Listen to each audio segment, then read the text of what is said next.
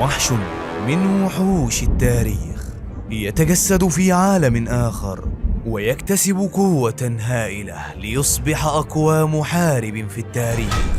يا صديقي الأوتاكو، يا ريت ما تنساش تذكر الله وتصلي على النبي، ويلا بينا نبدأ الحكاية. ده هو شياو، واللي بيكون بيفتكر ذكرياته لما مات في جبال تياندينج، وبالتحديد في السنة رقم 1033 من التقويم التيناوي، وبيفتكر انه نحت تمثال ضخم جدا، لكن في الوقت ده بتقطع مدرسة في الفصل حبل ذكرياته وبتلومه انه نام وهي بتشرح. لكن شياو هنا بيكون مستغرب اساسا، هو ازاي اتولد من جديد وجه للعالم ده؟ وساعتها المدرسة سألته عن الطرق اللي بيقدروا بيها يطوروا الأسلحة الغامضة، لكن لما بيبص عليها بيتخيلها إمبراطور عسكري من جماعة اللوتس الأحمر، وبيستغرب لما بيشوف عساكر منهم تاني في العالم اللي فيه الرموز الأربعة. لكن المدرسة بتسأله تاني بوضوح أكتر، وده علشان يركز معاها، وبتأكد على سؤالها عن تطوير سلاح اسمه شوان. لكن بيكون شياو شايف انه سؤال سهل جدا، وان سؤال زي ده المفروض يتوجه للأطفال، وبيرد عليها بكل ثقة، وان في 48 نوع يقدروا يطوروا الأسلحة الغامضة، وده عن طريق حاجة اسمها مصفاة. لكن ساعتها كل الأطفال اللي في الفصل ضحكوا، لأنه بالنسبة لهم جاوب غلط، وقالوا له ان في 36 نوع بس مكتوبين في مذكرة الأستاذ يانج. كده شياو عارف طرق كتير عنهم، وده بيعني ان شياو عنده معلومات كتير. لكن بيكمل شياو وبيرد عليهم، وقال لهم ان في طريقة تانية اخترعها واحد اسمه فيانج، واللي قدر يزود عدد الطرق من 36 ل 48 طريقة. لكن المدرسة كان باين عليها القلق، وزعقت لباقي الطلاب عشان يسكتوا، وقالت ان عظام الامبراطور جون طارت، وانه مش بس محارب رقم 3 في قارة تيانو، وانه واحد من اعظم مدربين الدفاع عن النفس من المستوى التاسع كله، وانه فعلا اخترع 12 طريقة تانية. فهنا بقى الطلاب استغربوا، وقالوا لها ان ال 12 طريقة اللي بتتكلمي عنهم دول مش موجودين في كتاب المدرسة. فردت عليهم ان الطلاب العاديين ما يقدروش يستوعبوا ال 12 طريقة، وعشان كده هم محذوفين من كتاب المدرسة. لكن برضو كانت حاسة ان شياو ده طالب غريب، لكن مش غريب انها خايفة منه، لا دي بتقول عليه انه ممكن يكون عنده موهبة، وعلى طول بتوجه له الكلام، وانه المفروض ما يكونش راضي عن نفسه، وده عشان قرأ شوية معلومات من بره المنهج. وبتكرر هنا تسأله سؤال صعب جدا، وانه لو عرف يجاوب على السؤال يبقى مش محتاج ياخد دروسها من تاني، ده اللي هي قالته له. والسؤال كان ليه ضفنا جبل تيانجين في عملية التكرير. وهنا البطل بيرد بثقة، وقال لها ان الكل عارف ان سكاي والشارك مطلوب عشان نحسن السلاح الغامض، لكن الكيميائي ما يقدرش يخلطهم مع بعض بدقة عالية، وان تخفيف المواد في العملية هو ده المطلوب. وبتسأله تاني وتالت ورابع. المدرسة كانت مصدومة من اجاباته، لانه خلاص مش هيبقى مضطر يحضر دروسها تاني. وكمان ساعتها الاطفال كانوا مصدومين، ازاي شياو طلع عبقري كده في الرياضيات، وكمان ايه علاقته بمدرب فنون الدفاع عن النفس. وفي طلبة كانت مصدقة فعلا انه عبقري، لكن في طلبة تانية كانوا بيكرهوه وكانوا شايفين انه غشاش. لكن ساعتها شياو راح عند برج التكرير، واللي بيكون موجود في عاصمة مملكة تيناشوي، وقال لهم انه بيدور على يانج لانه عاوز يسترخي شوية لان جسمه بيوجعه جدا. وكمان ساعتها كان كل تفكيره انه ازاي يرجع كل مهاراته، لكن بيكون عارف ان الموضوع ده ممكن ياخد منه حوالي 4 سنين، وساعتها يقدر يستخدم قوته في فنون القتال، وكمان هيوصل بيها لمستوى عالي جدا، وبيكون هدفه انه يكون اقوى شخص في العالم. وبعد كده بيشوف برج الصيد الرئيسي اللي في العاصمة، واللي بيعجبه جدا، وبتجيله واحدة وبترحب بيه في نقابة مدربي الارقام، وبتسأله لو محتاج اي مساعدة تقدر تقدمها له. فرد عليها انه بيدور على واحد اسمه يانج، لكنها بتستغرب لان يانج ده يبقى الرئيس السابق، وكمان كان رئيس من اكتر من 20 سنة. فاستغرب لانه كان عاوز ياخد منه شوية من الاكسير الخارق، كده ممكن ما يقدرش يوصل له. وهنا فكر انه يعتمد على نفسه، وكمان يفتح خطوط الطاقة المستخبية في جسمه. وبنعرف ساعتها ان يانج ده الامبراطور، واللي كان يعتبر من اقوى المحاربين في العالم ده كان مجرد تلميذ عنده، لكنه مش هيعرف يقنع حد بالكلام ده لانه عايش في جسم شاب عنده 15 سنة. وعشان كده كان عاوز طلب من البنت ياو، وانها تحاول تحضر له وصفة طبية. فادت له ورقة علشان يكتب لها كل المكونات اللي هو هيحتاجها. لكن في واحد اسمه رونج بيظهر وبيسأل ياو عن اللي بتعمله، فبتقول له ان الشخص ده طلب منها شوية مكونات لوصفة معينة، فطلب منها انه يشوف المكونات دي. لكن اول ما شافها رفض انها تساعده، وعلى طول خلاها تمشي، وقال لشياو ان النقابة هنا مش بتساعد الاطفال. لكن شياو هنا بدأ يحلل كل حاجة عنه، وقال له انه عارف انه هيكون صياد كمان 7 ايام، وحتى باين على صوابعه انها باهته، وكمان قدر يشم الدم الازرق اللي في جسمه. وفي الاخر قال له انه بيستخدم عقاقير علشان يداري على الاثار الجانبيه، الاثار الجانبيه لحجر السحر اللي اسمه فينج. وهنا بانت الصدمه والدهشه على وش رونج، لكنه قال ثواني، الدم الازرق كده كده ليه اثار جانبيه، وان معلوماته دي تعتبر سطحيه مش اكتر. وهنا لف شاو وقال له انا كنت هساعدك واقول لك الحل، بس انت براحتك. وفي اللحظه دي رونج بيرجع في كلامه بسرعه، وعلى طول ساله عن الحل، لكن شياو كان باصص له بصه حاده، واللي رونج استغرب منها، ازاي طفل في السن ده يبص له البصه دي، لكن اترجاه يقول له الحل. وكان باقي الطلبه في النقابه مبهورين ان ازاي صياد مشهور زي ده يترجى طفل، لانه فعلا مجرد طفل وعنده 25 سنه. وقال له شياو انه يحضر المكونات اللي في الورقه دي وينسخها 10 مرات ويستخدمها، وينبهه كمان لحاجه مهمه، وان ايده اليمين فاضل لها 3 ايام بالكتير وهتبوظ، وساعتها مش هيعرف يشتغل صياد تاني، مش هيعرف يشتغل مدى الحياه. فهنا رونج خاف وقال له المكونات دي مش هقدر اجمعها في 3 ايام، وساله ازاي يتاكد انه مش بيكذب عليه. فقال له شياو انه يخلص تجميع المكونات ويروح له بعد كده في كليه جيانجن. اما موضوع ايده فبيقدر ياخد شويه من اوراق الخرزان اللي لونها ابيض، وكمان مع مكونات الذئب الاخضر، وبيعمل منهم جرعه وبياخدها، وده اللي هيخلي ايده تستحمل كمان يومين زياده. وفي الاخر سابه ومشي. وكان رونج خايف جدا وبيقول الطفل ده في حاجه، الطفل ده مش مجرد عبقري في الرياضيات والفنون القتاليه، اكيد وراه سر كبير. وبعد كده بيرجع مكتبه وبيكون معاه البنت ياو، وده علشان يعرف منها مين الشخص ده. فقالت له انه ما سابش اي معلومات عنه ولا اي طريقه للتواصل معاه. ولما راجعوا سوا المكونات اللي هو عايزها، واللي منها ظهرت الحبار الشبح واللي بتزود جدا قوه الاشخاص، وكمان لقوا مكونات تانية اول مره يسمعوا عنها وكمان ما يعرفوش ايه لازمتها اصلا، لكنه بدأ يحاول يدور عليها. وقال لي ان الشاب ده لو جه تاني لازم تخليه موجود عندها اطول فتره ممكنه لحد ما يجي، لانه عايز يقابله تاني. اما شياو فكان ماشي في شوارع المدينه وبيفكر المفروض يعمل ايه، خصوصا انه عارف ان المكونات اللي طلبها هيكون صعب جدا على رونغ يلاقيها، وعلشان كده بدأ يدور على حد تاني يقدر يساعده. وبعد كده بيلبس خاتم التخزين وبيشوف جواه حاجات كتير ملهاش لازمه ومش مرتبه، لحد ما بيلاقي سيف حديدي، فبيقرر ياخده لانه ممكن يساعده.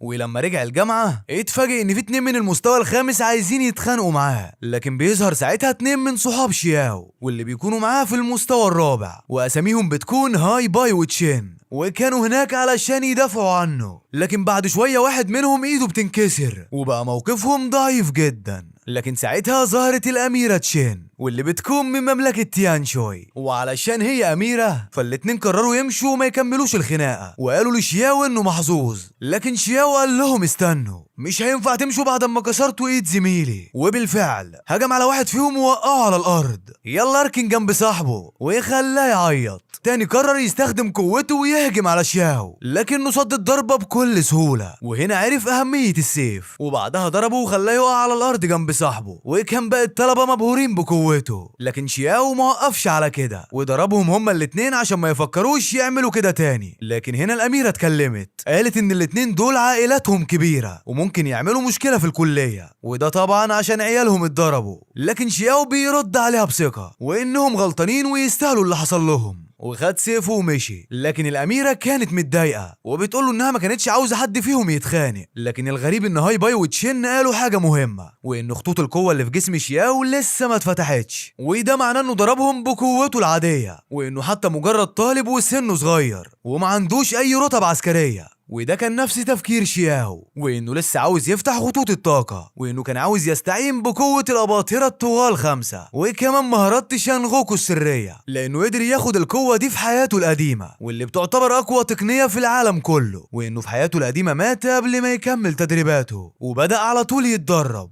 لكن مع أول تمرين وقع على الأرض، وده لأن بداية التمرين كانت متعبة جدا، وبقى متضايق لأنه يعتبر التالت بين أول 10 أقوياء في الجيش. وبدأ يحاول تاني لكنه برضه كان بيفشل، وبيبدأ يتضايق ويتعصب أكتر، وافتكر لما كان بيتدرب على تكوين قوة الجاذبية في جسمه وإن الموضوع كان متعب وبيخوف جدا. لكنه كان قدر يوصل لقوة 10 في الجاذبية. وبعد كده بيرجع لقاعات المدرسة وبيختار باب علشان يدخله، لكن بيظهر واحد اسمه هيزينج واللي منع شياو انه يكمل في طريقه. وده بيكون وسط دهشة باقي الطلاب لانهم عارفين ان شياو عمل ايه مع الاتنين اللي حاولوا يتخانقوا معاه. لكن الطالب ده قال له انه اكبر منه في المستوى ولازم يسمع كلامه، لكن شياو كان بيرد عليه بطريقة وحشة وقال له انه مش عاوز يتكلم وكمل في طريقه عادي. فقرر الطالب هنا يهجم عليه، لكن شياو صد الضربة وضربه ضربة اقوى منها لحد ما ظهرت بنت وشكلها مهمة جدا في الكلية، وساعتها منعت الطالب وقالت له خلي شياو يعدي من الباب اللي هو عايزه، وبيكون في الاخر ده باب بيدخله على مكان يتمرن فيه، وده علشان يزود قوته. وبعد ما بيدخل بيشوف تماثيل من الحديد الاسود وبيقدر ان عمرهم اكتر من 500 سنة وانهم ممكن يرجعوا تاني لذروتهم خلال 10 سنين، وبدأ يهجم عليهم. وبعد شوية خرج من الباب وهو باين عليه مجهد وجسمه كله مليان جروح، وكان باقي الطلاب مصدومين من شكله وما بيكونوش متأكدين إذا قدر يهزم التلاميذ الخمسة ولا لأ، لكنهم اتفاجئوا لما شافوا أوضة التماثيل كلها متكسرة. وهنا بدأوا يفكروا وإذا كان بقوته دي هيقدر يهزم الأسطوري رولاند سنو ولا لأ. أما شياو فرجع بيته وده عشان يعمل استشفاء لكل جسمه، وفي أقل من يوم واحد كل جروح جسمه اختفت، وكمان حس بأن قوته زادت، وبيقول إن جسمه الحالي افضل من جسمه في العالم القديم واللي كان مدهون بالاكسير السحري، لكنه كان مقتنع برضه انه محتاج يحسن شويه من الاكسير ده. وبعد كام يوم بيروح له واحد صاحبه وبيقول له ان البنت اللي اسمها لو شانج بتدور عليه، وهنا صاحبنا بيستغرب عن السبب، لكن بعد شويه بيلاقي في شخص من الكليه عاوز ينتقم منه، وده بسبب اللي عمله اخر مره مع زمايله. وبالفعل بدأ يهجم عليه بسرعة، لكن شياو قدر ياخد منه السيف بتاعه وقال له ان دي مش طريقة للقتال، وبدأ يهجم عليه لحد ما وقعه على الارض وخلى السيف قدامه وقال له انت المرة اللي فاتت هاجمت تشين ودلوقتي عايز تهاجمني علشان تدمرني. لكن لم بيفضل يتحايل عليه انه يعفو عنه، لكن بسبب ان شياو كان محتاج فلوس في اخر فترة فقرر انه ياخد منه فلوس مقابل انه يسيبه ويمشي. خد منه قلادة اسمها الياشم واللي كان معلقها في البنطلون بتاعه، فواحد من زمايل لان قال له ان قلادة الياشم دي مش شغالة وممكن يبدلها بحاجة تانية، لكن لان قال له الحقيقة وهي ان القلادة دي ورث من عيلته وبتتورث من جيل للتاني، وان عيلته لو رجع لهم من غيرها ممكن يقتلوه. وهنا شياو عرض عليهم يديله حاجة تانية يا اما يسيبوها ويمشوا، لكن علشان مش معاهم اي حاجة تانية فاضطروا يمشوا احسن ما يقتلوا هو وزمايله. لكن في الوقت ده كان رونج بيراقبهم، وساعتها شياو شافه وقال له ايه استمتعت بالمشاهدة؟ فهنا كان رونج متوتر وقال له انه ما قدرش يجمع كل المكونات الطبية لانهم في اماكن بعيدة عن هنا، لكنه جمع 6 من المكونات. فخد منه الورقه وقال له عالج الاتنين اللي على الارض دول. لكن هنا رونج اتضايق جدا لانه مش بيحب اي حد يديله اوامر، لكن في نفس الوقت ما كانش متاكد انه لو واجهه هيقدر يتغلب عليه. فلما حس شياو انه متعصب قال له لازم تنفذ اللي بقولك عليه يا اما مش هقولك على مكان الترياق واللي انت عايزه علشان ينقذ ايدك. فهنا اضطر انه يروح ينقذهم، ولما عالجهم رجع له تاني وده علشان يقول له على الترياق. فطلب منه شياو ما يتكلمش كتير وانه في وقت تاني هيفيده بحاجات اكبر بكتير من الترياق. لكن رونج اتضايق جدا واتعصب عليه، لكن شياو رجع واداله ورقه مكتوب فيها كل حاجه هيحتاجها وده عشان يكون صياد من المستوى الاول، وقال له انك تقدر بالتمرينات والتدريبات توصل للمستوى ده في 50 يوم 50 يوم بس. ورغم ان رونج ما كانش مصدق وحاسس انه بيكذب عليه، لكن ثقه شياو في نفسه وفي كلامه خلته يضطر يصدق رغم ان اللي بيقوله ده مستحيل في نظر رونج. وكان رونج شايف ان دي غطرسه كبيره جدا وبيديله وصفه تقنيه الروح، وبيحس رونج انها خطر لكنه بيكون واثق في كلام شياو لانه باين عليه يعرف حاجات كتير هو ما يعرفهاش. اما شياو فبيكون ماشي مع رونج على منهج تخويفي وانه مجبر يسمع كلامه ويعتمد عليه، وبيفضل شياو يفتكر الوصفات والتقنيات القديمه واللي اكتشفها في عالمه القديم فوق جبل تياندينج، واللي منها تقنيه صقل الروح وكمان خدعه العيون الكبيره وصقل جسم باتيان، وكمان ممكن ياخد قوه الكهنه الطاويين وده عشان يكون قوي ويقدر يضرب العالم الشرير من كل الاتجاهات.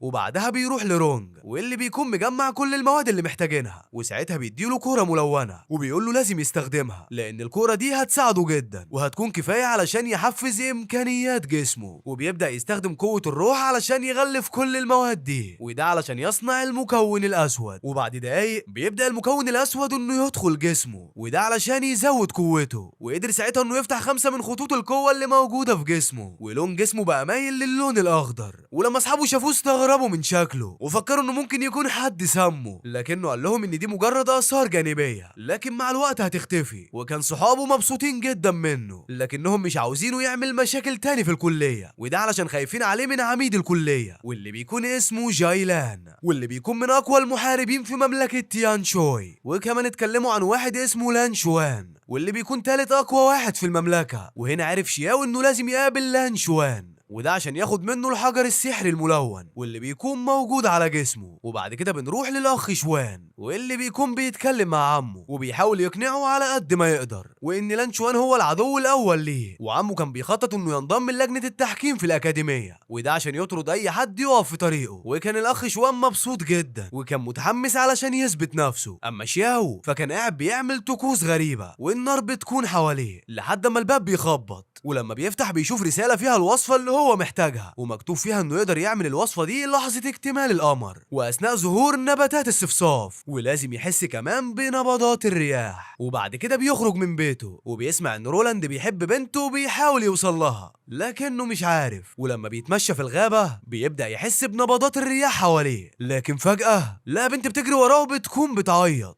وبيكون في واحد بيجري وراها وبيقول لها ما تهربيش، وده لان سيده امره يرجعها له. وبنعرف ان الشخص ده هو ابن ليوسايكي قائد الحرس الامبراطوري. فعلى طول شياو طلع سيفه وهدده، وهنا البنت خافت اكتر وبدات تعيط وبتقول له انقذني. فهنا ابن سايكي قال له انه تبع الحرس وانه هيحط نفسه في مشكله لو خدها، لكنه رفض. وبعد شويه بيظهر القائد فانج وبيتخانق علشان الحرس بتوعه ما بيسمعوش الكلام، وساعتها شياو بياخد البنت وبيرفض يسلمها لهم. لكن الغريب بيظهر في الغابة واحد مهم جدا من القصر الملكي، وساعتها بيكونوا كلهم واقفين مستنيين رد فعله، وبيكون الكل مستغرب ايه اللي جابه هنا، وبيعرفوا انه كان جاي يحقق في جريمة سرقة، وان في بنات كتير هدومهم اتسرقت في الفترة الأخيرة، وان كل الشكوك رايحة ناحية فانشو واللي بيكون متوتر جدا وباين عليه القلق، وعلشان فانشو صاحب شياو فبيتهمه هو كمان بالسرقة. لكن شياو كلم المعلم فانج بكل ثقة وانه مستعد يخليهم يفتشوا الأوضة بتاعته، لكن لو طلع براءة يلغوا التهمة من عليه هو وأصحابه. وقدر يقنع المعلم فانج إنه يكون حكم ما بينهم، وساعتها المعلم وافق. ولما راحوا لأوضة شياو لقوا إن المعلم وانج واقف قدامها، ولما بيدخلوا عشان يفتشوا بيبدأ واحد اسمه مينج كون يفتش الأوضة كلها. وهنا بنعرف إن مينج كون هو أساسا اللي دخل أوضة شياو، دخل الأوضة وشياو مش موجود علشان يحط الحاجات اللي سرقها، وبكده يدبس شياو وأصحابه في السرقة. لكن في حد شالهم في آخر لحظة، وعشان كده كان مينج كون بيدور وهو متوتر جدا وبدأ يبان عليه القلق. لكن شياو بدأ يفهم وإن المعلم فانج هو اللي ورا كل ده، وعلشان كده سأله إذا كان هو بريء، فلازم يدوروا على اللي عمل كده في أسرع وقت.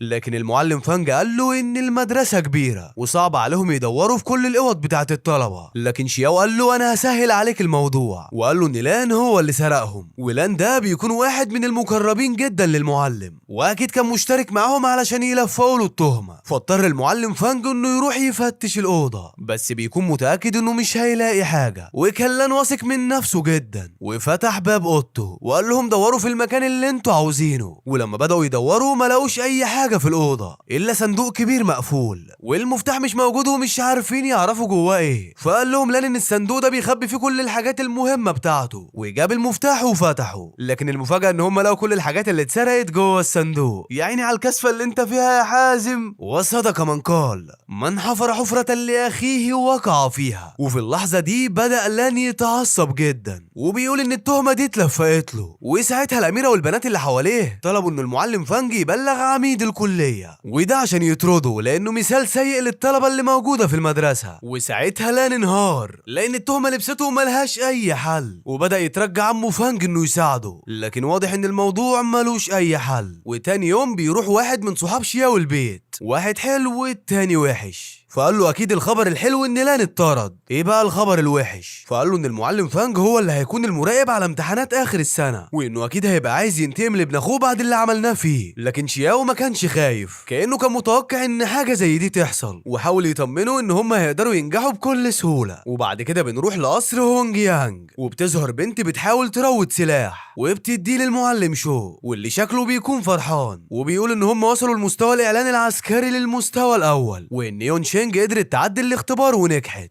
وبعد كده سألها وازاي قدرت تدمج الجوهر الطبي في تشيليان تونج رغم انها فشلت اكتر من مرة في الاول. فقالت له ان فشلها كان بسبب انها بتحدد الكيتون الاحمر، وبالطريقة دي كانت اذابة خطوط الطول الخاصة بالقوة اسوأ بكتير. لكن المرة دي مختلفة لانها استخدمت تبريد الذهب علشان تشيل خطوط الطول. لكن كلامها ده كان يعتبر صدمة لكل المعلمين اللي حضروا الجلسة، وساعتها اتكلموا عن المعلم بتاعها وحطوه في مقارنة بمعلمين قدام. فقالت لهم ازاي تقارنوا يون شانج بالمعلم يانج دي. فقطع المعلم شو كلامهم وقال لهم ان مدينة تيناشوي بقى فيها معلمين كتير ومعلمين كويسين جدا وحاليا من عباقرة العالم، ونصح يون شينج انها لازم يكون معاها مدرس عبقري وده علشان تطور من مهاراتها. وساعتها واحد من مساعدين المعلم شو بيتكلم قال ان المعلم شو قال قبل كده على يون شانج انه مدرس عبقري وهيبقى حاجة كبيرة جدا في يوم من الايام، وبيأكد على كلامه النهارده بعد ما شاف مشاريع كتير ليه. لكن كمل كلامه وفاجئهم ان بالنسبة لجيا رونج فهو حاليا مسموم. فالمعلم شو سأله انت قصدك ايه بالظبط؟ فرد عليه وقال له انه شافه كان بيستخدم حجر محظور. لكن المعلم شو قال له خلي بالك لانك ما ينفعش تتهم حد بطريقة عشوائية. لكن كان واثق من نفسه وبيقول لهم انا متأكد وان غالبا السم كمان بدأ ياكل في عظمه الداخلي. والدليل على كلامه ان معاه ورقة بالحاجات اللي اشتراها رونج في الفترة الأخيرة واللي اغلبيتها مواد طاردة للسموم. وعلى طول المعلم شو امر رجالته ان هم يروحوا يجيبوا رونج باقصى سرعة بغض النظر عن اي حاجة بيعملها. ولما وصل كان اغلبية اللي موجودين بيبصوا له بصة غريبة، والمعلم شو سأله عن طارد السموم اللي اشتراه في اخر فترة. لكن المفاجأة ان رونج كان واخد وصفات طبية من شياو وعلى طول خرج لهم ايده اللي كانت مصابة وكانت سليمة، وعلى طول هجم على مساعد المعلم شو اللي اتهمه. ساعتها ضربه ودي كانت مفاجأة كبيرة لكل الحضور اللي في الجلسة. بنشوف شياو اللي بيروح المدينة وبيشوف تمثال كبير وبيعرف ان ده تمثال واحد اسمه يانج دي، وساعتها بيسمع اتنين بيتكلموا وراه وواحد منهم بيقول انه سمع ان هم فتحوا اتنين من الشاكرات واللي مش ممكن تتمسح بعد كده. وهنا الشخص التاني بيرد وقال لها انه بمجرد ما يكسر واحد منهم التاني هتتفتح بكل سهولة. وبعدها بيروح زمايل شياو ليه وساعتها بيقولوا له ان هم بيثقوا فيه لحد ما ظهر جيا رونج وحاول يتحداه. لكن على طول شياو بدأ يستخدم قوته الحقيقية وساعتها ظهرت عليه هالة صفرة وكان كل الطلاب مبهورين باللي بيعمله وما بقوش مصدقين ان حفيد الدوج جينج هيخسر. وهجم شياو عليه وضربه بقبضته الذهبيه لدرجه ان بصمات ايده والعلامات الحديديه سابت اثر على الارض الصلبه. لكن بعدها بيظهر لان شوان واللي بيكون خريج من نفس الكليه اللي هم فيها، وساعتها بيقرب من شياو وبيقول له انه يبقى الاخ الاكبر للان الصغير، وهنا قصده على اللي اتهموه بالسرقه لو فاكرينه. وبيقول له انه عرف ان اللي حصل لاخوه كان هو السبب فيه، وعشان كده قال له انت قدامك حاجه من اتنين، اول حاجه انك تركع قدامي حالا وتستسلم، والحل التاني ان الاتنين يبارزوا بعض. وفي اللحظه دي زمايل شياو بيخافوا عليه لان لان شوان مش سهل خالص وممكن يكون سبب في موت شياو، لكنه كان واثق من نفسه جدا واتريق على اخوه بكل بجاحه، وكمان خد منه الورقه اللي في ايده وقطعها، باين عليه كده جاي في وجع قلب. وساعتها لان شوان اتضايق وقال له انه هيكون في مبارزه بينهم بعد 3 ايام، وساعتها وافق شياو وقال له هستناك. وبعد كده بيروح شياو لجيا رونج واللي بيكون قاعد في اوضته معزول عن الكل، لكن لما الخادمه لين خدته المكان العزله بتاعه بمجرد ما شياو نده عليه خرج جري، وكانت لين مصدومه من رد فعله مستغربه جدا ان ده المعلم جيا رونج. قال له ان الاكسير اللي خده من الوصفه بتاعته مش بس نقى روحه وقوته، لا ده زودها كمان. لكن شياو ما كانش مهتم وقال له انه عاوز ينقي ويحسن شويه من الاكسير اللي كان بيعمله، فساله على انهي نوع فيهم، فقال له تحسين اكير نيشونج يوان دام مع حبه من الكهانه تقريبا كده، قال له تعويذه. وفي اللحظه دي جيا رونج استغرب جدا لان الاتنين دول قريبين جدا من بعض والتحسين بتاعهم هيكون صعب جدا لانهم من المستوى التاني، لكن شياو قال له ما تخافش ويبدا فيهم وهو موجود معه وهيساعده. وهنا جيا رونج فرح لانه اعتقد ان شياو عايز يعلمه التفاعلات الكيميائيه بين المواد، وبعد محاولات كتير جدا قدر جيا رونج انه يعمل الاتنين في بلورتين وكان فرحان جدا بنجاحه. لكن بمجرد ما شياو خدهم حس ان درجة النقاء بتاعتهم مش قوية وكسرهم، وفي اللحظة دي عمل شياو بلورات جديدة وبدأ ينقيهم بقوته الروحية، وكان جيا رونج مبهور جدا لان الحاجات دي اول مرة يشوفها في حياته. وبعدها بنروح للمدير ويوني تشانج واللي لما بتعرف ان في مبارزة هتحصل في المدرسة خافت جدا وكانت عاوزة توقفها، فالمدير هنا كان بيحاول يهديها وان الموضوع مش مستاهل كل ده، لكن يوني تشانج كانت مصممة فاضطر انه يروح معاها. وفي يوم المعركة كان قاعد لان شوان بيتأمل في ارض المعركة، والناس اللي كانت واقفة كانوا شاكين ان شياو ممكن ما يجيش اساسا، وفي جزء منهم شايفين انه هيخاف على نفسه من الموت. واكيد هيستخبى، لكن قطع كلامهم صوت شياو واللي بيكون بيقرب من ارض المعركة، وكمان بيكون بيغني وشايل سيفه على كتفه. لكن مع ذلك كان كلام الطلبة ان اكيد شياو جاي هنا وهو مرعوب، وانه اكيد بس بيحاول يخبي خوفه، لحد ما فجأة بتظهر يوني تشانج وساعتها بتقول ان المبارزة اتلغت. فهنا الطلبة قالت ان شياو كان عارف، وعشان كده كان جاي بكل ثقة وعمال يغني. لكن لما سمع الكلام ده قرر يتجاهل كلام يوني تشانج وكمل في طريقه ناحية لان شوان. وساعتها لان شوان قام وبدأت قوته الحقيقية تظهر، والطلبة بقوا بيتراهنوا على عدد الضربات اللي ممكن يستحملها شياو. بيكونوا شاكين 100% ان شياو هيموت في المعركة دي، كلهم شايفين انه الطرف الاضعف في المبارزة. وساعتها اتدخل عميد الكلية وقال للطلبة ان كلهم بيقللوا من قوة شياو، لكن دي مش حقيقة، وقال لهم انه قوي جدا وهيثبت لهم دلوقتي. وبيبدأ العميد يحس بقوة شياو، وهي قوة بتجسد الارض والسماء وموجودين في دايرة، وهو بيمشي جوه الدايرة دي.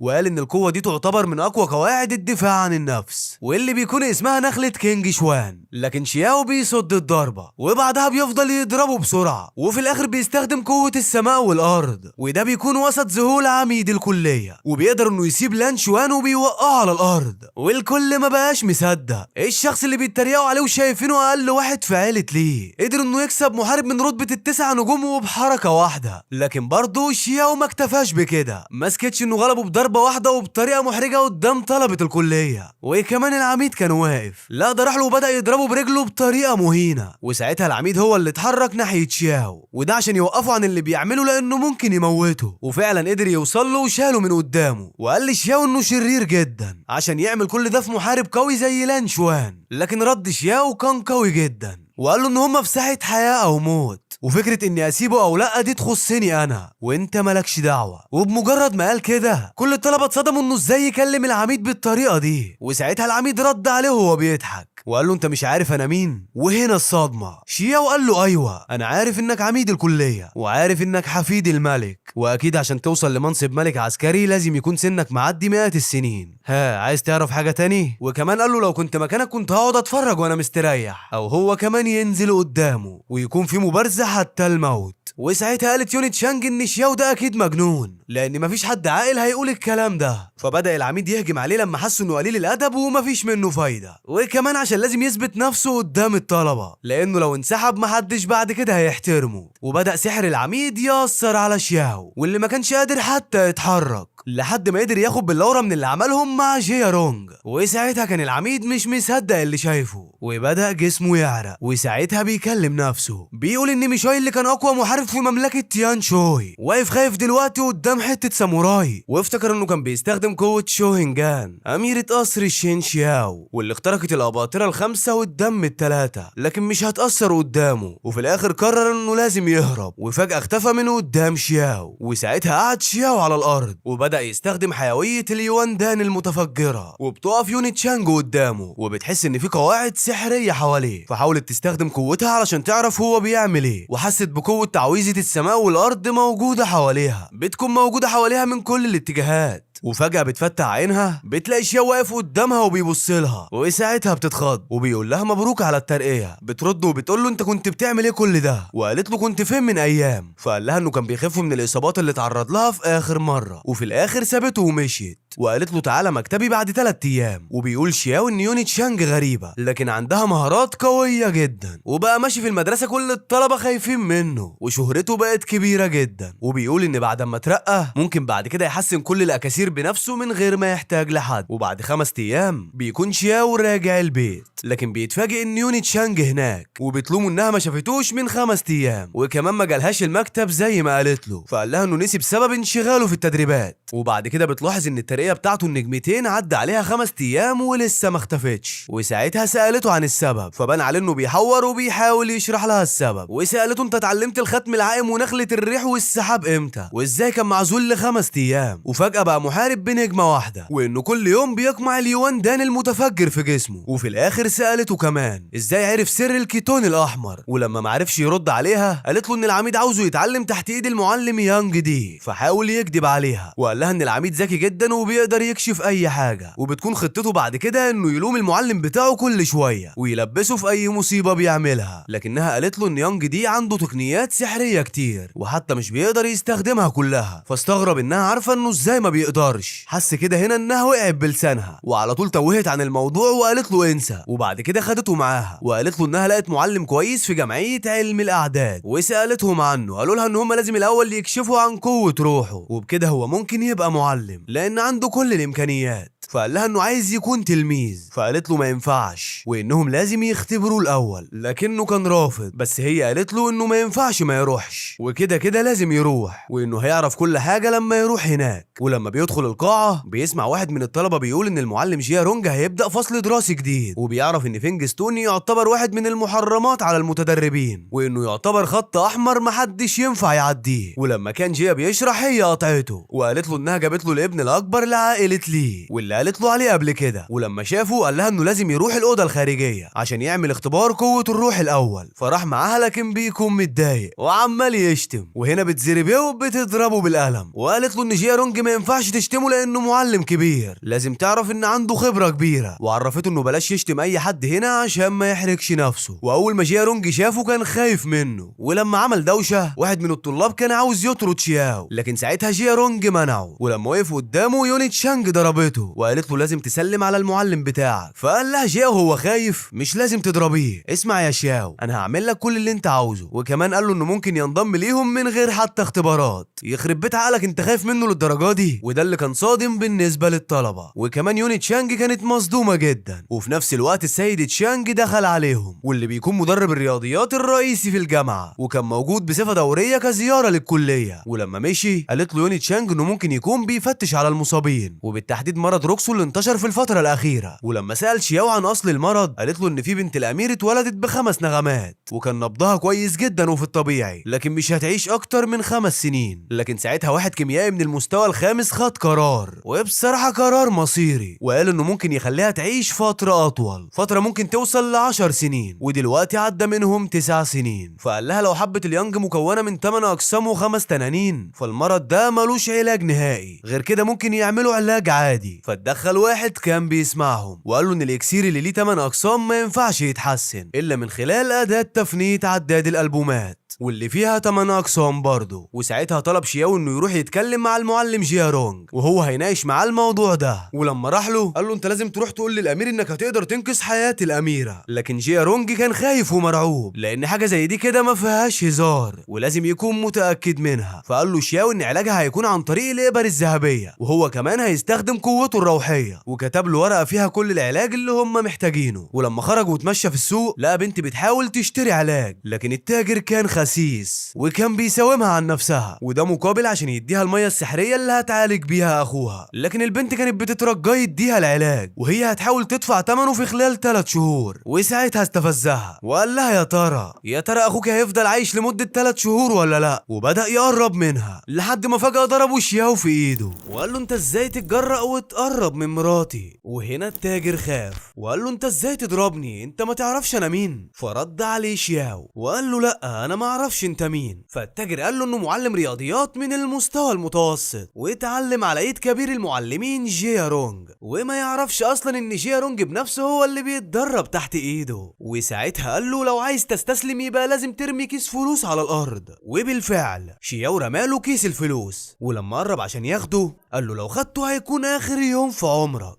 فالتاجر خاف جدا وجري على قائد الحرس وعرفه ان شياو عامل مشاكل في السوق وعلى طول راح معاه لشياو وقال له انه قدامه اختيارين، اول واحد انه ينحني ويسلم كل الفلوس اللي معاه ويسيب البنت ويمشي، يا اما ساعتها يضطر يواجهه وفي الوقت ده هيضربه ويدخله السجن بقية حياته. وساعتها التاجر قرب وخد كيس الفلوس وفي اللحظة دي ضربوا شياو برجله ضربة قوية رجعوا بالضربة دي ناحية قائد الحرس وقال لهم انا هختار الخيار التاني وقال لهم انا عاوز حد كبير يلعب معايا. وهنا قائد الحرس بيهجم عليه بسيفه لكن شياو بيصد الضربة بصوابعه ودي كانت مفاجأة لقائد الحرس لان السيف بتاعه معمول من الحديد البارد اللي في اعماق البحار واللي عمله الكيميائي المشهور ليانج وينيو وحاول يهجم عليه تاني، لكن المرة دي تفادى شياو الضربة وهجم عليه وكسر له رجله، ومن كتر الوجع قال له انه هينتقم منه وهيقتل عيلته كلها. وساعتها ضحك شياو وقال له بسخرية ها خلينا نشوف. وفي اللحظة دي بيظهر اللورد كاموي وبيكون راكب حصانه، واول ما قائد الحرس شافه طلب المساعدة من كاموي وقال له انه اسمه لونج هاو قائد الكتيبة الثالثة في الجيش الامبراطوري. فاللورد كاموي قال ازاي حد يتجرأ ويعمل كده، فحاول شياو يقول له انه مش غلطان، لكن كاموي ما سمعش كلامه وهجم عليه. وساعتها شياو هجم عليه هو كمان، لكنهم كانوا اكتر منه وقدروا انهم يضربوه وبيقع على الارض. وفي اللحظة دي اضطرت البنت انها تجري لان شياو قال لها تهرب لما وقع على الارض. وساعتها 2 من الحرس طلعوا يجروا ورا البنت، لكن ساعتها اللورد كاموي اتفاجئ لانهم اكتشفوا انه محارب برتبة 2 نجمتين. وساعتها لونج هاو قال لرجالته ان هم يقبضوا على شياو، وده علشان يعذبوا ويندموا على كل اللي عمله. اما البنت فبتوصل لمكان اللورد تشون يانج، وده بيكون رئيس عيلة لي واللي يعتبر اكبر شخصية في الجيش في مملكة تيان شوي، وكمان لقبوه بالدوج جينيغر،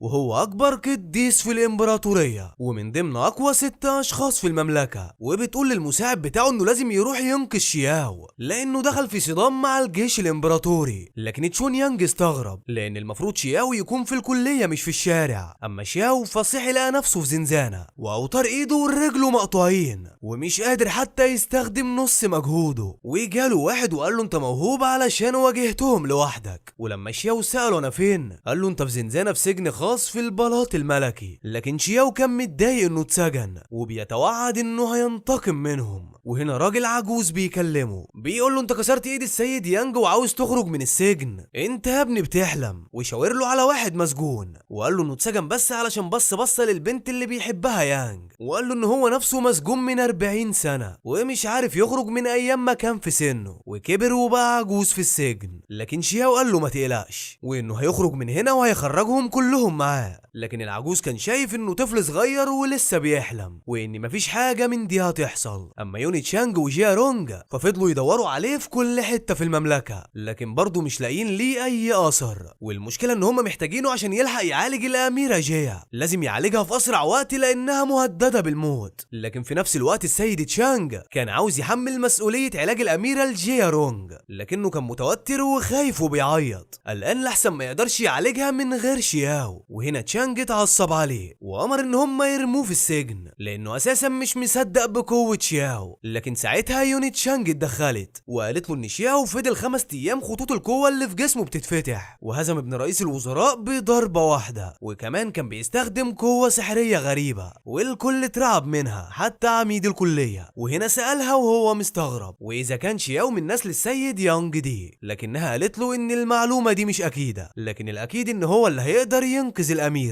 وفي الاخر قرر السيد تشانج انه يجمع كل الجنود اللي في المملكة ويبداوا يدوروا على شياو، واللي بيتكلم مع ابنه الصغير عن حفيد الدوج جين واللي مختفي والدولة كلها بتدور عليه. لكن ساعتها ابنه بيفاجئه وقال له ان اخويا قبض على واحد اسمه شياو وحبسه في زنزانة خاصة. وهنا بدأ له يترعب لانه عرف ان اللي ابنه سجنه المملكة كلها بتدور عليه. وبعد دقايق وصل جيش الامبراطور لبيت له، وده بعد ما البنت اللي انقذها شياو راحت وبلغت الجيش وان شياو مسجون في بيت السيد لو، واللي كان واقف مرعوب قدامهم وقال لهم انه لسه عارف حالا انه مسجون عنده، فقالوا له يوديهم الزنزانة بسرعة. وفي نفس الوقت كان شياو بيحاول يستعيد قوته في الزنزانة، كان بيحاول يفتح خطوط القوة لكن طاقته لسه ما كانتش رجعت. وكان قدامه لونج هاو قاعد على كرسي وبيجهز نفسه علشان يبدأ يعذب شياو، وده علشان اهانه وكسر له ايده. وبدأوا يرموا عليه مية مالحة، والمية دي بيكون عليها مادة كيميائية بتاكل في العضلات والأوعية الدموية. وبعدها فضلوا يضربوه بالصوت مدة طويلة وكانت طاقة شياو بتتجدد بصعوبة من جوه جسمه. اما الخطوة اللي بعد كده ان هم يخلوه يشم مسحوق سحري واللي بيكون بيحول اي شخص عاقل لمجنون. وبدأ واحد من رجالة لونج يقرب من شياو، لكن شياو كان بدأ يستعيد طاقته، وقبل ما يقرب منه كان قادر انه يفك نفسه من الحديد، وضربه قبل ما يقرب منه بالطبق اللي فيه المسحوق السحري، واللي وقع على الارض واتكسر، والغبار انتشر بسرعة في المكان. وعلى طول جري لونج على اللي عمل المسحوق، وده علشان ياخد منه الترياق بسرعة، لكن كان هو كمان شم المسحوق وخلاص اتجنن، وقال له ان مفيش ترياق وقعد يضحك. وهنا كده كلهم اتجننوا. اما شياو فكان كاتم نفسه علشان ما يشمش اي حاجة، وبدأ يهرب من الزنزانة بسرعة، لكن بمجرد ما بيخرج منها بيقابل الرئيس شو السيد تشانج ويوني تشانج، واذا كان فعلا عارف طريقة يعالج بيها الاميرة، فقال له انه هيجرب طريقة الابر الذهبية، فرد عليه ان جسم الاميرة مش مكان للتجارب، وانه لازم يكون متأكد من كل حاجة. فقال له شياو انه لو ما سابوش يجرب الاميرة هتموت، او يقدر يشوف حل تاني. فتشانج رد عليه وقال له ماشي، وكمان لو الاميرة خفت هيعمل له كل اللي هو عاوزه، وحياته هتكون امنة من اي مخاطر، اما لو ما خفتش فممكن يقتله. وساعتها شياو بدأ يحضر للموضوع، وقال له ان هو محتاج مو والمعلم لايكونا يكونوا مساعدين ليه. فوافق السيد تشانج وقال له ان اي حد محتاجه يساعدك هو موافق عليه، وكل حاجة في المملكة تحت امره لحد ما يعالجها. وبعدها راحوا كلهم لمكان الاميرة، واللي كانت نايمة على السرير وفاقدة الوعي، والسيد تشانج سأله للمرة الاخيرة عن مدى نسبة تأكده من العلاج اللي هيجربه، فقال له على حسب اماكن الابر الذهبية، وان النسبة ممكن توصل ل 90%. وبعد كده خرجهم كلهم بره، وحاوت الاميرة بخيمة علشان محدش يشوفها، وقال لهم انهم هيبدأوا يعالجوها بالابر، واللي هتدخل جسمها عن طريق الشاش. وبعد كده بدأ يقرب الابر من جسمها، وبقى يستخدم سحره علشان الابر تدخل بعمق 7 مللي بالظبط، لان الدقة في العملية دي مهمة جدا. وكان السيد تشانج مع الرئيس شو واقفين بره كلهم قلقانين. وبعد فترة صغيرة جدا لو شياو خارج من الأوضة، فتشانج قال له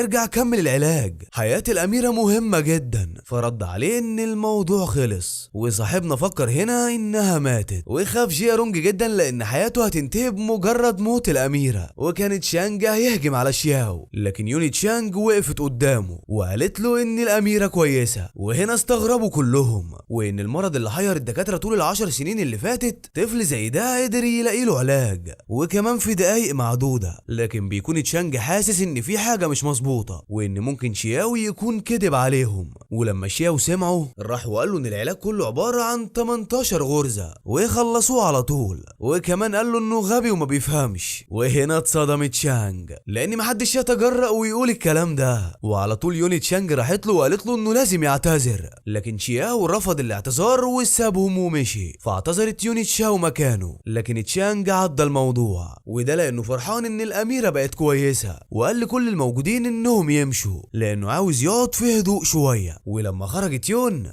اتكلمت مع اصحاب شياو عن التغير الرهيب اللي حصل له، من طفل هادي ما بيعملش مشاكل لفجأة شخص بالهدوء والحكمة والعلم ده. وفي الوقت ده بتروح البنت اللي انقذها شياو ليه، وطلبت منه يروح معاها تطمن على اخوها المريض لانها عاوزاه يعالجه زي ما عالج الاميرة. ولما راح معاها وشافه اتفاجئ ان جسمه كله باللون الاخضر، وكل عروقه واضحة باللون الاحمر، وقالت له انه على الوضع ده من 3 شهور، وهل في امل ولا لا، وانها مستعدة تشتغل وتديله فلوس العلاج. وهنا وافق شياو يعالجه، وده لانه شايف البنت عمالة تعيط. ولما بدأ يكشف عليها عشان يحدد المرض اكتشف انه مش مرض اصلا، وان دي حالة نادرة بتحصل للبشر وبيكون جسمهم مختلف. واخوها كان جسمه مليان سموم، لكنها مش هتقتله ابدا وهيفضل كده دايما، والحل الوحيد انه يتحكم في جسمه علشان يطرد السم. لكن علشان هو تعبان قرر شياو انه يعمل طقوسه السحرية ويبدأ يسحب السم من جسم اخوها، وفي الوضع ده هينقله لجسمه، وساعتها الوضع هيكون امان لان السم مش هيكون خطر على حياته. وفي اللحظة دي البنت فضلت تعيط لانها اول مرة حد يساعدها بدون مقابل، وان من ساعة ما ابوها مات وهي متبهدلة. وبعد شوية بيبدأ الطفل يفوق ورجع للونه الطبيعي ويبقى افضل من الاول. فعلى طول اخته جريت عليه وحضنته وبتكون مبسوطة جدا. لكن لما شاف شياو سألها مين ده، فقالت له انه زميلها في الكلية وان هو اللي انقذ حياته من الموت. فقام قرب منه وشكروا على مساعدته ليه. لكن المشكلة ان نسبة السم اللي خرجت من جسم الطفل ما كانتش كبيرة بالنسبة لشياو، وده اللي ضايقه لانه كان عاوز جرعة اكبر. وعلشان كده كان عاوز الطفل مينج يكون قريب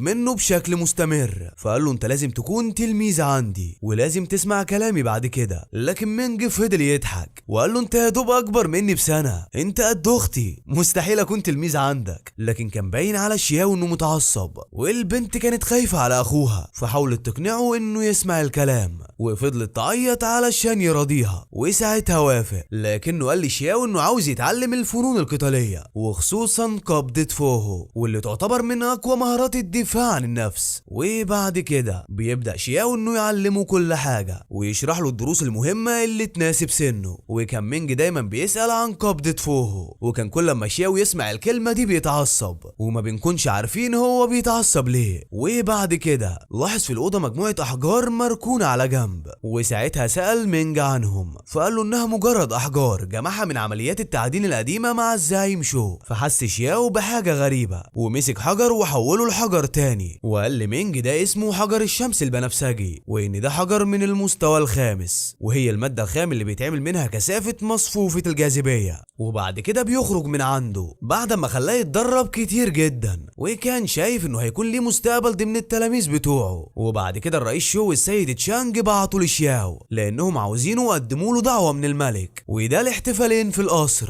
اول واحد اجتماع اكل لكل الوزراء، والتاني تهنئة بسبب ان بنته الاميرة اتعالجت من مرضها. لكن بعدها سألوا تشانج واذا كان هو واحد من التلاميذ بتوع يانج دي، فقال له شياو لا، لكن كان باين عليه انه متضايق جدا. ولما حاولوا يكلموه تاني راح قايم وكان عاوز يسيبهم ويمشي، لكنهم لحقوه قبل ما يخرج وقالوا له انهم حضروا له هدية بسبب مساعدته ليهم، والاهم من كده علاجه للاميرة. ولما فتح الصندوق لقى شارة ذهبية واللي بيكون اسمها شارة الثقل، ودي بتكون من المستوى التاني بقوة يون شاو. ويون شاو ده بيكون واحد من السحرة اللي اقوى من الكيميائيين. والهدية التانية كانت عبارة عن سيف منور باللون الازرق. ولما شافوا شاو قال لهم انه كويس لكن لسه فيه شوية عيوب، وقال لهم انهم كانوا المفروض يستخدموا المواد الخام من المستوى الرابع، وده المستوى اللي كان ممكن يتغير فيه شكل السيف، وكمان هيكون جواه نار داخلية. وقال لهم ان دي الطريقه اللي عملوا بيها تنقيح للجليد الاسود. وفي الاخر سلموا لتشانج وقالوا ان السيف ده مجرد خرده معدنيه، وسابه ومشي. لكن بعد كده قالوا له احنا عاوزينك تعلمنا كل مهارات الفنون القتاليه وكمان المهارات السحريه. تخيل كده معايا معلمين كبار بيطلبوا من طفل انه يعلمهم. وساعتها وافق شياو، واول درس طلبوه منه افضل طريقه لتحسين الجليد الاسود. فقال لهم انه هيعرفهم الطريقه، لكن كميه التلج اللي ممكن تحسنوه ده هيرجع لقدره كل واحد، وانه في الاخر هيوريهم اوضه التحسين واللي بيكون جيا رونج بيرتبها وبيجهزها علشان يشوفوها. ولما بينزلوا كلهم بيكونوا مبهورين بيها. وقال شياو انه عاوز يحسن شويه حبوب ازاله السموم وكمان حبوب شحن اليوان. فطلب جيا رونج ان هو اللي يحسن الاكسير، لكن كان شياو معترض، وده علشان خايف انه يفشل زي المره اللي فاتت. لكن جيا رونج راح جاب له كل المواد الخام اللي ممكن يحتاجوها، لكنه برضه بيرفض. وساعتها تشانج بيكلم الرئيس شو بيقول له ان الشباب دايما مستعجلين والاحسن نفضل هنا لحد ما هو يجرب ويفشل، وساعتها هيحتاج اننا نساعده. وبعد كده بيقرب وبيكون في كرة كبيرة قدامه فبيضربها وبيخرج منها اشعة كتيرة، وبتكون دي طريقة تحسين الاكسير. وفي اللحظة دي سألوا جيا رونج واذا كان عاوز يحسن نوعين من الاكسير علشان يساعده، لكن شياو قال له انه مش عاوز يتبعه وكمل لوحده. وبعد كده التشكيل بيتفتح وبيقول لهم شياو انه عبارة عن فرن الكيمياء لكن اتنشط منه جزء واحد بس. وبعدها بيقول لهم ان اول مرة العالم يشوف فتح التشكيل كامل واللي جواه 48 تشكيل مش 36 زي ما بيدرسوا في الكلية. عايز يقول ان التعليم بتاعهم بطيخ. وبيكمل وبيقول وكل ده من حوالي 3 تفاعلات بس، وانه ممكن يكون في عوامل مساعدة كتير، والمصفوفة دي اسمها مصفوفة مساعدة كبيرة. لكنه في الاخر بينبه عليهم وان عمليات التحسين في التشكيلات الجديدة بتاخد كل قوة الروح، ولما بيحصل عملية عملية الثقل لازم يستخدموا كل جهدهم، لازم يركزوا كل طاقتهم على النصل. وساعتها سألوا جيا رونج وإذا كان فتح التشكيل بيحتاج كل القوة والجهد، فازاي بتكلمنا وانت بتعمل كده؟ فقال له انه كان قلقان علشان هما ما بيفهموش، وقال له خلاص المرة الجاية شوفوا بنفسكم وافهموا لوحدكم. الواد بيكلم ناس كبار بكل تناكة، وكمان بنشوف جيا رونج بيتأسف له وده عشان يكمل كلامه. فقال لهم ان قوة النار اللي في التشكيل ينفع يتحكموا فيها في مرحلة حبوب الحمل، والخطوة التانية لازم يعملوا ممارسة تشي، وبكده يظهر لهم المصدر بتاع الحديد المكرر والتيتانيوم، وساعتها مع شوية تركيز يقدروا يخرجوا التيتانيوم الأصلي واللي ممكن يستخدموه ويعملوا منه أسلحة سحرية. وعلى طول خرج سلاح من التشكيل لونه بنفسجي، وبعد كده سابهم ومشي. لكن جيا رونج راح وراه واداله ازازة، ولما شاف اللي فيها طلعت حبوب منظفة ومغذية للروح لكن بنقاء قليل، فقال له انها ملهاش لازمة ورماها. لكن جيا رونج لحقها قبل ما تقع، وساعتها راح له تشانج وقال له انه معاه قارورة تانية بتركيز من المستوى التاني، وكمان الرئيس شو جاب له مجموعة مختلفة من منقيات الروح. شايفين اللي انا شايفه؟ كل الناس الكبيرة دي بتخدم عليه، وكمان يا ريت يعجبه. وبعد ما الرئيس شو جاب له منقيات الروح، شياو ساعتها غير رأيه واختار انه هينقي روحه بالسحر، وقعدوا هما الاربعة وبدأوا في عملية التنقية. لكن بمجرد ما بيبدأوا شياو بيقول لهم انه رجع تلت قوة روحه، وهنا اتفاجئوا كلهم لانهم لسه يا دوب بيبدأوا. فقال لهم ان روحه من المستوى الاول، فمن الطبيعي يكون اسرع منهم. لكن الغريب ان جيا رونج قال له انا كمان من المستوى الاول،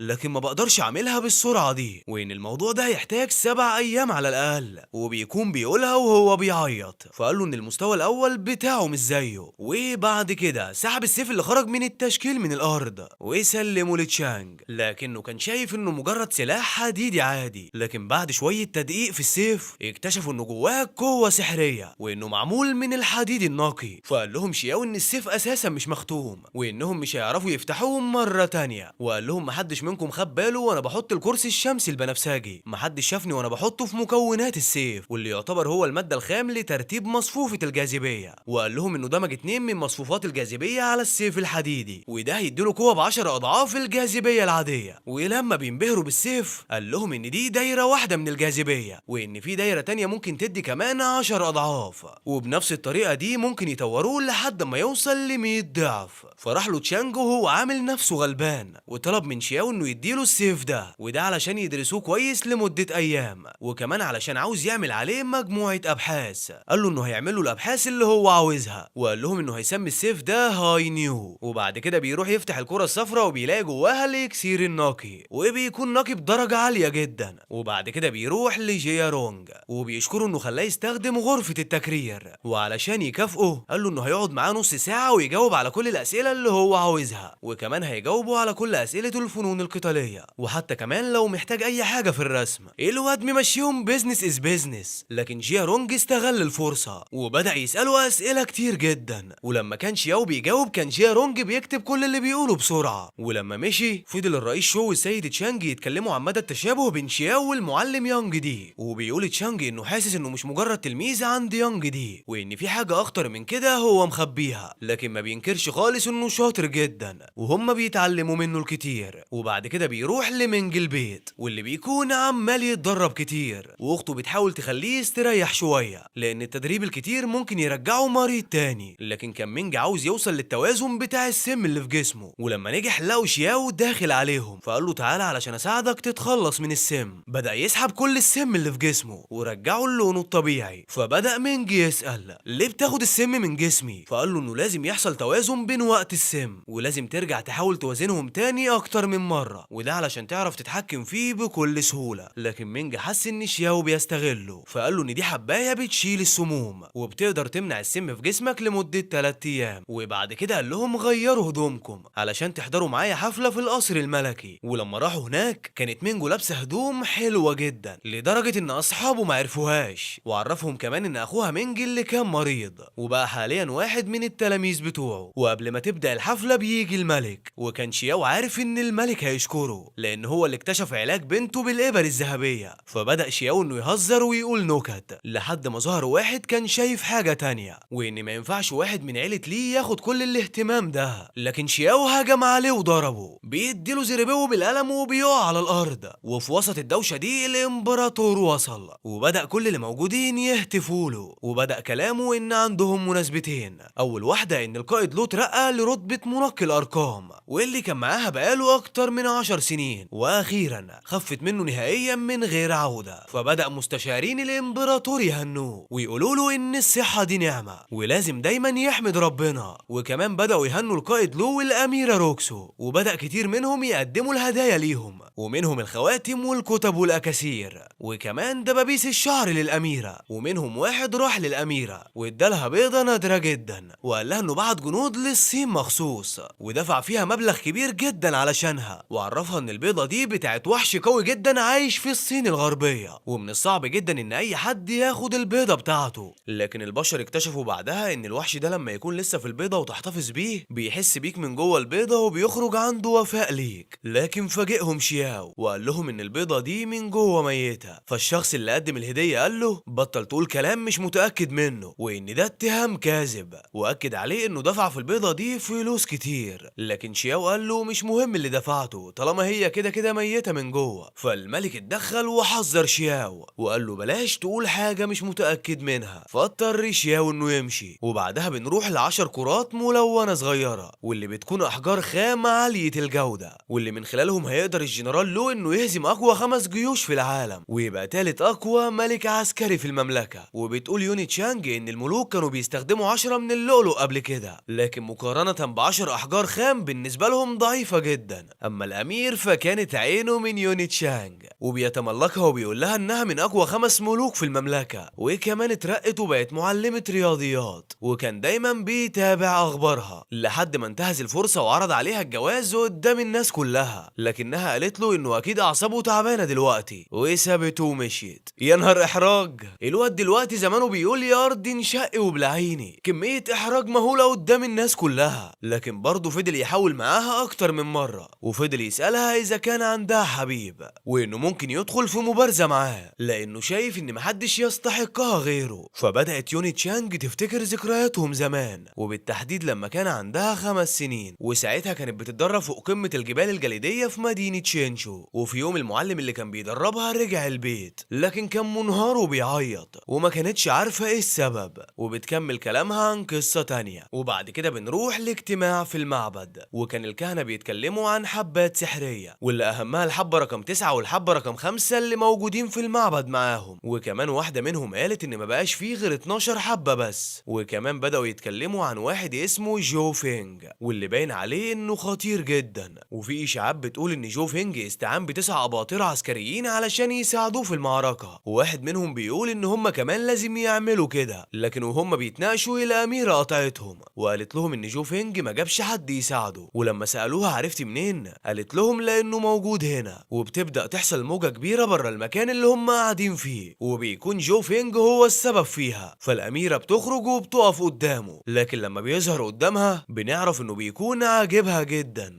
وشايفاه أحلى واحد شافته في حياتها. لكن قالت له إنه للأسف النهاردة هيكون موت حد فيهم، هي أو هو. وسبب كلامهم ده إن هم كانوا أصحاب زمان. وبعد كده بدأت الأميرة تستخدم قوتها، وخصوصا تعويذة زيوس طار القتالية. هنا فهم جو فينج إنها عاوزة تقتله، وبدأت المعركة بينهم. وكانت يوني تشانج واقفة ساعتها بتشوف المعركة اللي بينهم، لكن ما كانتش قادرة تقف على رجلها، ومع الوقت أغمى عليها والذاكرة عندها وقفت عند الموقف ده. لكنها بعد كده عرفت إن الأميرة انتصرت، وبعد كده رجعت القصر. وبالنسبة لجو فينج آخر حاجة سمعتها عنه إنه مات. وبعد فترة سابت قصر شينشياو وبدأت تلف كل مكان في القارة. وبعدها بنرجع للحاضر، ولسه الأمير مصمم يعرف قصدها على مين، لكنها ما ردتش عليه واستأذنت الملك ومشيت. فالملك ساعتها لم الموضوع وقال لهم يكملوا الحفلة، وكان شياو قاعد بياكل مش مركز في أي حاجة. وهنا سألوا مينج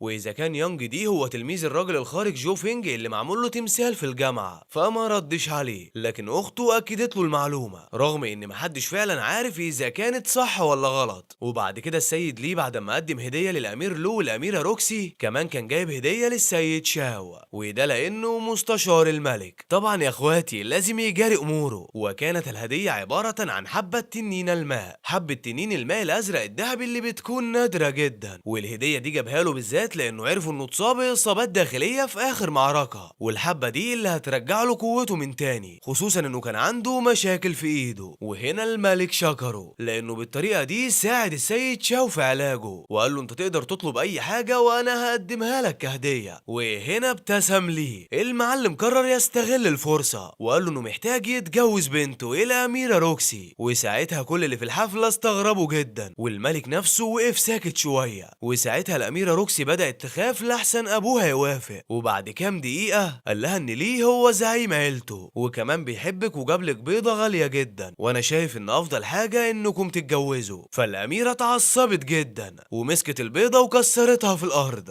وطلعت فعلا البيضة ميتة من جوه زي ما شياو كان قايل بالظبط. فبدأ ليه يحاول يبرر الموضوع، حاول يقنع الملك إن دي مشكلة البايع اللي اداهاله، وإنه هيرجع يجيب واحدة سليمة وإنه مظلوم. لكن المفاجأة إن الملك وافق برضه. لكن في اللحظة دي اتدخل شياو وقال لهم إن حبة التنين اللي جابها للسيد شاو برضه مزيفة. الكلام ده بينزل عليه صاعقة، وفي اللحظة دي اعترض ليه وقال له إن الحبة بتاعته سليمة وإنه ممكن يجرب الحبة قدامهم على السيد شاو. لكن شياو اعترض وقال له إنه ممكن السيد شاو يموت، ولو خدنا حياتك قصاده مش هتكفي، وإنه الأفضل يجيب مجموعة من الكلاب ويبدأ يعمل عليهم التجارب، ولو مات الكلب على طول تبقى الحبة فاسدة، ولو فضل شوية وما ماتش يبقى الحبة سامة جدا من غير موت. لكن لو ما حصلش أي حاجة والحبة طلعت سليمة ممكن ساعتها تقتل أنت الكلب وتخرج الحبة من بطنه. لكن أهم حاجة في التجربة إن هم يخلطوه بالدم الأول قبل ما يخلوا الكلب ياكله. فجاب مينجو وخلاه يجرح صباعه ويحط كام نقطة على الحبة، وبعد كده جه واحد من مساعدين الملك وخلى الكلب ياكلها وفضل مراقبه، وأول شوية ما حصلش حاجة. وساعتها ليه بدأ يتريق على شياو لأنه كده كان بيتهمه بالباطل.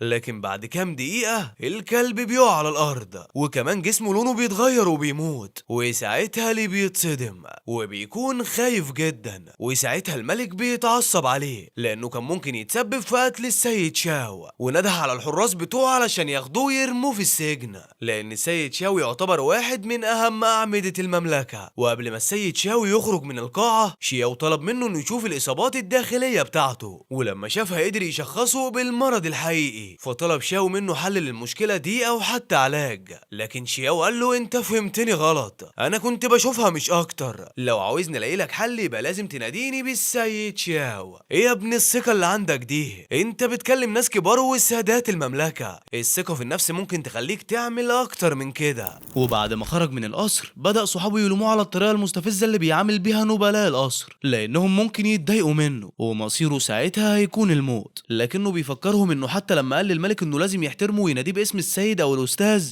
ضحك ساعتها وما اتضايقش وعمل كده فعلا، وقال لهم إن دي اسمها قوة الشخصية. لكن فجأة بيقابلوا حراس بيوقفوهم في الطريق، وقائد الحرس بيقول له إن الأمير عاوزه في مناقشة مهمة عن الطقس. وساعتها خرج الأمير من عربيته ودعا بنفسه للقصر بتاعه، فراح معاه الأمير وضيفه بكل احترام وفضلوا يتكلموا ويهزروا. وكان الأمير واخد باله دايما إن شياو دايما بيحاول يخفي أسراره. وساعتها شياو قال له أنا سمعت إن القائد التالت باي مو بيقدر يمنجم، وإنه سمع إنه شغال عراف كمان، واستنتج شياو إن ده الموضوع اللي جابه علشانه، وعلشان كده الأمير وشه اتغير بعد ما سمع الكلام ده. لكن المستشارة بتاعته قالت إن الأمير يو أكيد هو اللي هيكون ملك مملكة تينا شوي في المستقبل، وكده شياو ما كانش فاهم هم محتاجين منه إيه. طيب لكنه عرض على الأمير عرض مهم جدا، وهو إنه طلب منه يحمي العيلة بتاعته من أي ضرر ممكن يحصل لهم. فالأمير يو قال له إن هو هيضمن له إن هم يعيشوا بأمان في المملكة طالما ما عندهمش أي نية للتمرد ضده. أما الأمير يو فكل اللي عاوز يعرفه إنه يتأكد من مرض الملك مينج. فرد عليه شياو بكل ثقة وإنه متأكد بنسبة 100%. وساعتها فرح الأمير يو وقال له إن الملك شياو ساحر قوي وصعب جدا تعرف هو بيفكر في إيه أو لأي مدى المرض بتاعه ممكن يأثر عليه. وهنا وعد شياو وإن بمجرد ما يكون الملك كويس هيخليه يتجوز روكسو. وهنا اتضايق شياو وقال له أنت كده مش بتساعدني، أنت كده بتحطني في ورطة. وفي نفس الوقت ده بيحصل هجوم بالسهام على المكان اللي قاعدين فيه. لكن الأمير يو اطمن شياو وقال له إن دي مش أول محاولة لاغتياله، وإن هو متعود على كده، وإنه بيثق جدا في المحارب يون، وده لأنه دايما بيحمي يحميه، ولكن المرة دي كانت الضربة قوية جدا لدرجة انها دمرت المكان كله. لكن شياو استخدم تعويذة وحمى البيت، وبالفعل بينجحوا في الخروج كلهم من وسط النار من غير اي خدوش. وبعدها بيظهر المجموعة اللي حاولت تقتله، واللي بيكونوا فريق قوي جدا واسمه ذروة الذروة. لكن شياو بدأ يستخدم سيف زهرة الخوخ، واللي ما بيكونش اي حد بيعرف يستخدمه لانه صعب جدا. وساعتها اللي كان بيهجم عليه وقف مكانه ومرضيش يقرب منه، فعرض عليه شياو انه يستسلم، ولو عمل كده هيعلمه ازاي يستخدمه. وكان المحارب ساعتها مش مصدق اللي شايفه، لان مهارة سيف زهرة الخوخ دي حاول يتعلمها لاكتر من 30 سنة، وكان كل يوم 4 ساعات من التأمل، لكنه في الاخر فشل. وبعد كده شياو راح لليه بعد ما خرج من السجن بسبب البيض الفاسد، لكنه اول لما شافه على طول خلى رجالته تهجم عليه. لكن شياو كان واثق في رجالته، ما قدروش يعملوا لهم اي حاجة وهربوا. وساعتها شياو دخل القصر بتاعه، وكان فيه راجل عجوز، وساعتها قال له لحد امتى هتفضلوا تخفوا الحقيقة؟ وهنا استغرب العجوز منه وبدأ يلف حواليه وبيسأله انت ازاي فتحت خطوط الطاقة بتاعتك، وازاي بقيت محارب عندك 4 نجوم؟ وفي الاخر قال له ده كان متوقع من حفيد لي تشونيانج. وهنا سأله شياو وان هو ازاي عايش، لانه كان مفكر ان ليه قتله. فرد عليه العجوز وقال له ان هو عنده قدرات عالية جدا في الاختباء. وبعدها سأله عن احوال عائلة لي دلوقتي، فسأله عن الخطة اللي بيفكر فيها علشان يعرف يجاوبه. فقال له انه حاليا الملك شياو مريض وممكن يموت في اي لحظة، وكده المملكة هتدخل في مرحلة انتقالية والحكم هيتسلم للامير يو. فهو عاوز يعرف احوال العيلة، وده عشان يضمن سلامتها مع تغيير الحكم. لكن شياو لاحظ حاجة مهمة، وده عن طريق سماعه لنفس العجوز، واللي قال له انت فتحت الظواهر ال4. وهنا ضحك العجوز وقال له انا كنت مفكرك غبي، لكن واضح انك بتتظاهر بالغباء. وبعد كده اتكلم معاه وان كل اللي هيبقى ليهم التميز وليهم اليد العليا في المملكة هم بس اللي الامير يو بيحبهم. فقال له شياو ان عائلة لي دايما محببة للملك، لكن مع الملك شياو الموضوع ماشي بالعكس. وهنا العجوز اتصدم وقال له انه بقاله كتير في عزلة، ففي حاجات كتير هو ما يعرفهاش. وبعدين قال له انا عندي حل، وهو انه هيجمع عائلة لي كلها في سفينة القراصنة بتاعته. وفجأة العجوز سابه ونزل الغرفة السرية بتاعته، وساعتها شياو نزل وراه، وهناك لقى بيعالج شخص في سجن سري، وده عن طريق علبة كبسولات فيها 30 كبسولة، والمفروض ياخد واحدة كل يوم. وبعدها الساحر اللي كان مسؤول عن علاجه قال ان العلاج ما بقاش ليه لازمة، لانهم بيحاولوا من اكتر من 5 سنين، وكان بيستأذن علشان يمشي. لكن شياو وقفه وقال له ان دي مشكلة بسيطة ومش محتاجة علاج ل5 سنين ولا حاجة، وكمان بعد ال5 سنين بتفشل. وبدأ يكلمهم بأسلوب وحش، وساعتها اتضايقوا منه وقالوا له انه قليل الادب، وازاي اصلا يتكلم معاهم كده، وان هو اساسا ما بيفهمش في الطب وما يعرفش اي طرق للعلاج، وانه بكده بيخسر احترامهم ليه. وكمان اتكلموا مع العجوز وقالوا له هي دي التربية اللي في عيلتكم؟ الشباب بتكلم الاكبر منهم بالطريقة دي؟ وهنا شياو اتعصب وهجم عليه وضربه كمان. وهنا واحد منهم قال له انت ازاي تتجرأ، ازاي تهاجم ساحر من المستوى الثالث؟ لكن شياو ما اهتمش وقال لهم انتوا المفروض تستفادوا لان مزاجي دلوقتي كويس، امشوا من هنا بسرعة. وبالفعل خافوا منه وخرجوا بسرعة. وساعتها خرج حباية صفرة وكلم العجوز وقال له ان مفيش ولا ساحر في قارة تيانور يقدر يعمل زيها. وهنا العجوز انبهر بيه وسأله انت ايه اللي مخبي عني تاني؟ فقال له مش مخبي حاجة، وانه مجرد ساحر صغير مش اكتر. لكن طبعا العجوز ما كانش مصدقه. وبعدها لاحظ شياو ان العجوز بينادي المريض بانه اخوه، وهنا سأله عن السبب، فحكى له ان المريض ده من سلالة عيلة تشين، وانه الاخ الخامس للعيلة. وهنا استغرب شياو وسأله هو انت جد تشين اللي المفروض مات في معركة من سنين؟ فقال له ايوه، لكنه ما ماتش والملك رفض علاجه، ومن ساعتها وهو مع العجوز بيدوروا على علاج. فرد شياو وقال له ان الموضوع بسيط، لكن العجوز سأله بسيط ازاي، لانهم بيحاولوا يعالجوه من سنين.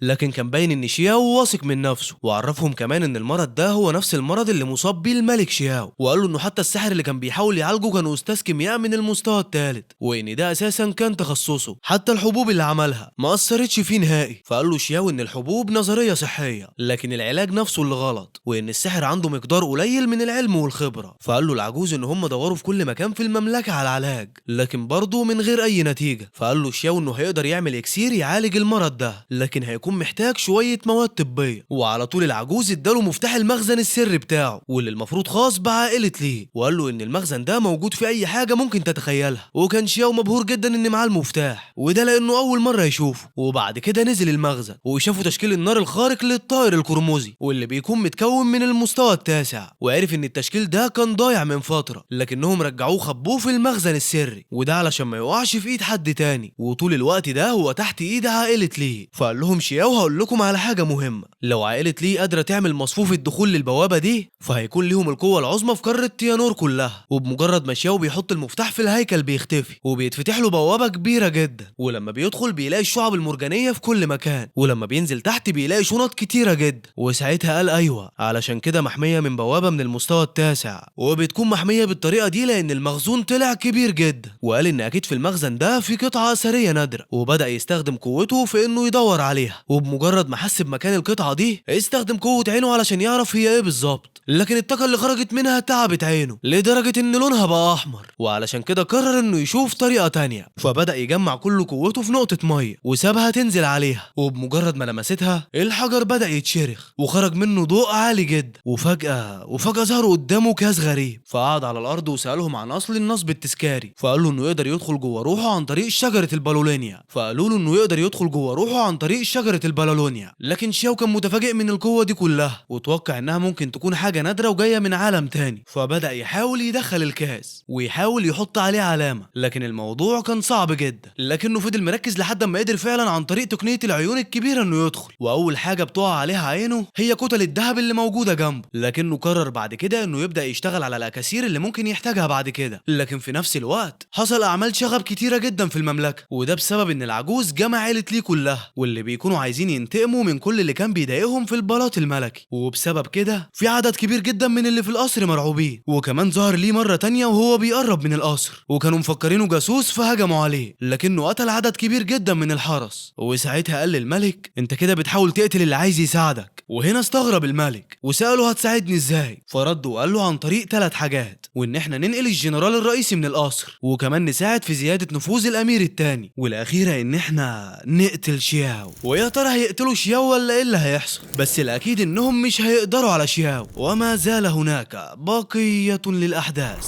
بس ده يا صديقي في الموسم الثاني اللي هننزله برضو على القناة ان شاء الله، فمش محتاج افكرك لو دي اول مرة تدخل القناة فانزل تحت اشترك في القناة، والاهم انك تفعل زر الاشعارات وتحط لايك للحكاية، والاهم اذكر الله وصلي على النبي، ويا صديقي الاوتاكو اشوفك بكرة ان شاء الله.